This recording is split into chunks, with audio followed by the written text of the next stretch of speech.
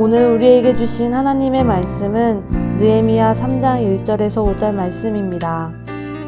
그때 대제사장 엘리야십이 그의 형제 제사장들과 함께 일어나 양문을 건축하여 성별하고 문짝을 달고 또 성벽을 건축하여 한메아 망대에서부터 하나넬 망대까지 성별하였고 그 다음은 여리고 사람들이 건축하였고 또 그 다음 이므리의 아들 삭굴이 건축하였으며 어무는 하스나아의 자손들이 건축하여 그 들보를 얻고 문짝을 달고 자물쇠와 빗장을 갖추었고 그 다음은 하코스의 손자 우리아의 아들 무렛못이 중수하였고 그 다음은 무세사벨의 손자 베레랴의 아들 무슬람이 중수하였고 그 다음은 바하나의 아들 사독이 중수하였고 그 다음은 드고와 사람들이 중수하였으나 그 귀족들은 그들의 주인들의 공사를 분담하지 아니하였으며 오늘 이 말씀에 많은 은혜 받으시기 바랍니다.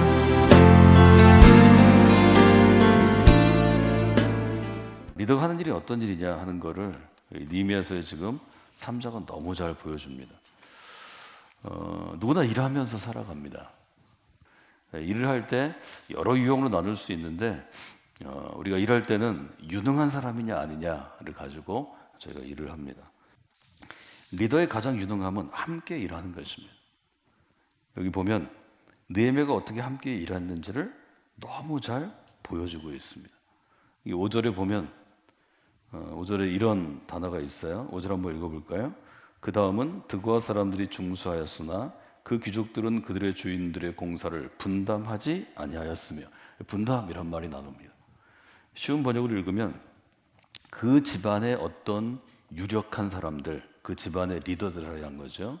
그 리더들은 공사 책임자에게 협조하지 아니했다.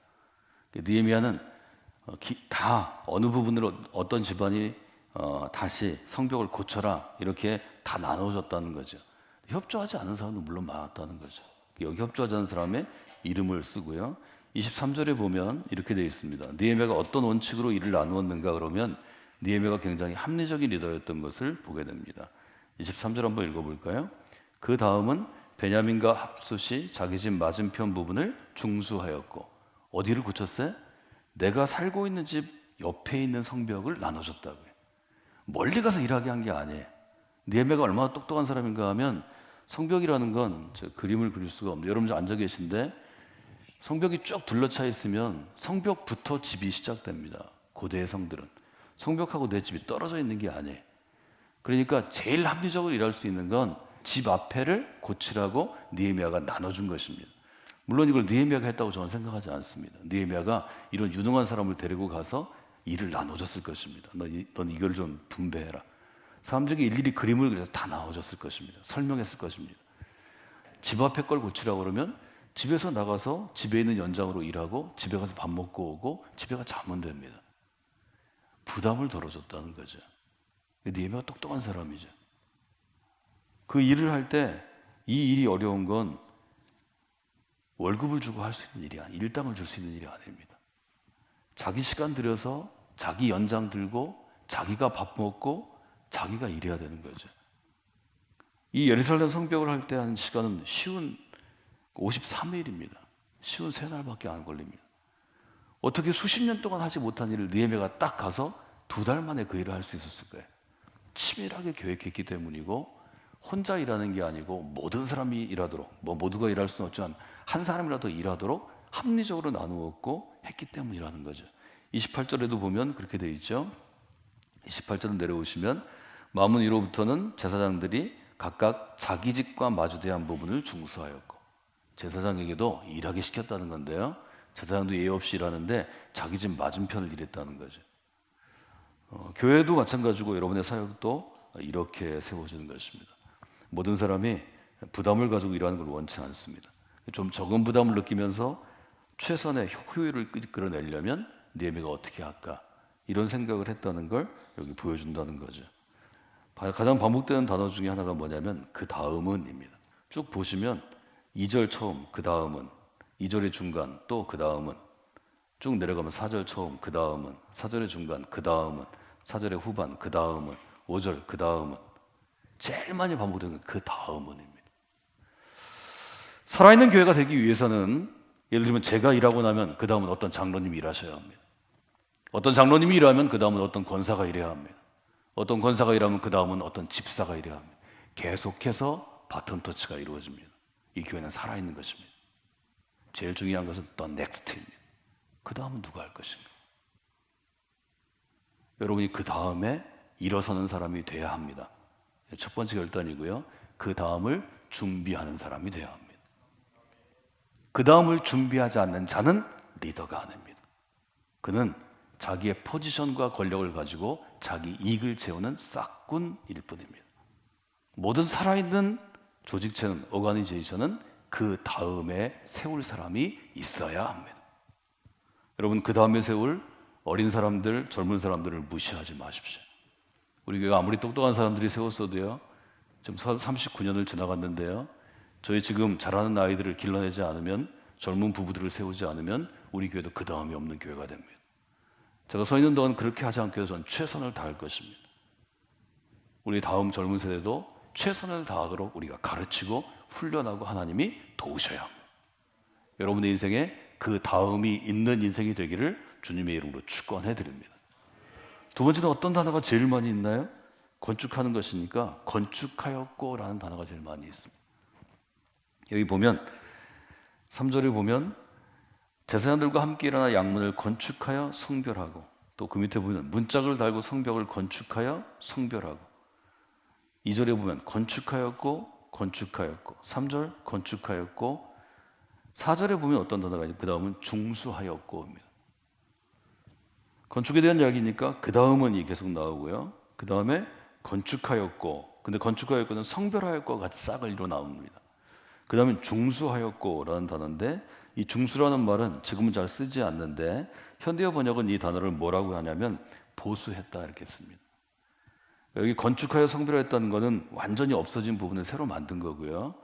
중수했다는 건 뭐냐면 반쯤 무너지거나 3분의 2쯤 무너진 부분을 다시 채워서 리모델링하는 것입니다. 만들어가는 것입니다. 이 똑같은 것이죠. 근데 이 보수했다, 중수했다라는 단어가 많이 쓰였는데, 이 단어의 원래 단어 뜻이 뭐냐면 무너져 가는 것을, 아니면 쓰기 어려운 것, 이제 쓸모가 없는 것을 더 강하고 견고하게 만든 거라는 거죠. 파리하고 로마의 시가지를 보면, 특별히 파리 같은 곳은 19세기의 외면을 그대로 지키려고 노력하기 때문에 중수하다라는 게 어떤 뜻인지 잘 압니다. 아주 좋은 건축 양식이 있고 그 거리들이 있어서 100년, 200년 중수하면서 잘 지키면 뭘 가져다 주냐면 사람의 마음을 붙잡는 굉장히 많은 좋은 장점들을 갖습니다. 거기 전통도 있고 역사도 있고 문화도 있고 버텨내는 힘도 있다는 거죠. 이 중수하였다라는 단어를 여러분들이 기억하시면 좋을 것 같습니다. 여러 사람과 함께 일하는 사람을 우리가 팀 리더라고 부릅니다. 저는 저희 교회에서 또 제가 코칭하고 양육하고 가르치는 모든 곳에서 팀 리더십에 대해서 제일 많이 설명합니다.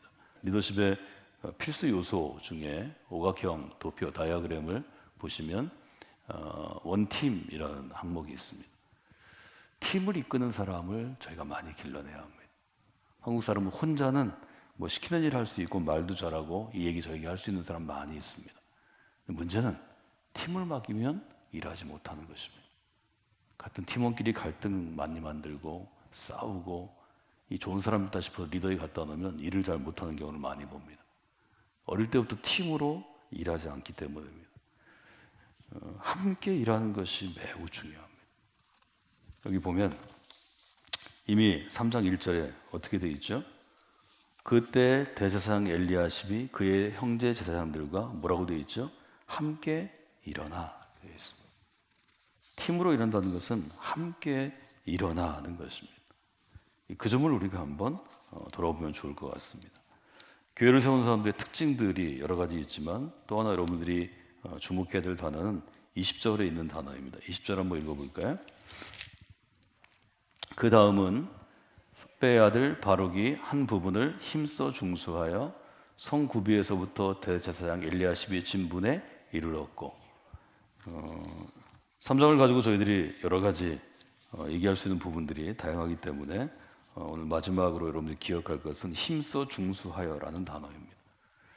이 모든 것에 어떤 사람은 이 부분을 중수하고 어떤 사람은 이 부분을 건축하고 다 있는데 힘써 중수했다라고 쓰인 부분은 여기밖에 없습니다. 바룩이 자기가 맡은 성벽의 부분을 보수하는데 힘써 했다는 거죠.